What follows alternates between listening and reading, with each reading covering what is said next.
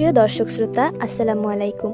আশা করি সবাই ভালো আছেন। প্রতি বছরের ন্যায় এবছরেও আমাদের ঝালকাঠি সরকারি কলেজে ফেব্রুয়ারির 21 তারিখে পালিত হয় শহীদ দিবস ও আন্তর্জাতিক মাতৃভাষা দিবস। সকাল 10:30টায় শিক্ষার্থীদের নিয়ে কলেজ প্রাঙ্গণের শহীদ মিনারে ভাষা শহীদদের স্মরণে পুষ্পস্তবক অর্পণ করা হয়।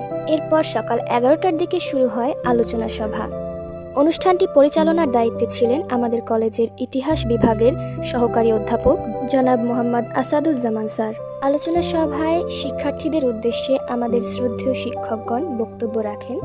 বক্তব্যের এক পর্যায়ে শিক্ষার্থীদের পক্ষ থেকে আমার কবিতা আবৃত্তি পরিবেশনার একটি অংশ রাখা হয়। এজন্য আমি আমার শ্রদ্ধেয় শিক্ষক আসাদুজ্জামান স্যারকে কৃতজ্ঞতা জানাই। ওরা বলে সবার কথা ফেলে দেবে, তোমার করে শুয়ে গল্প শুনতে দেবে না, তাই কি হয়? শিক্ষকদের দিক নির্দেশনামূলক বক্তব্য শেষে ছিল কবিতা আবৃত্তি ও রচনা প্রতিযোগিতার পুরস্কার প্রদান পর্ব। আমি কবিতা আবৃত্তিতে প্রথম স্থান অর্জন করি।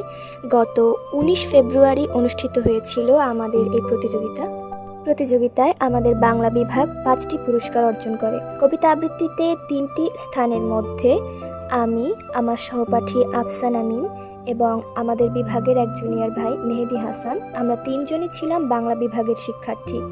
এরপর রচনা প্রতিযোগিতায় 3টি স্থানের মধ্যে একটি স্থান অর্জন করে আমার সহপাঠী লামিয়া এবং এই 3টি স্থানের বাইরেও একটি সান্ত্বনা পুরস্কার পায় আমার আরেক সহপাঠী মিম আক্তার।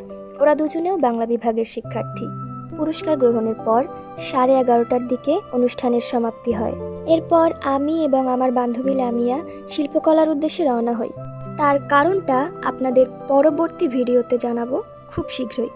এখন আপাতত এ পর্যন্তই। দেখা হচ্ছে পরবর্তী ভিডিওতে। আল্লাহ হাফেজ।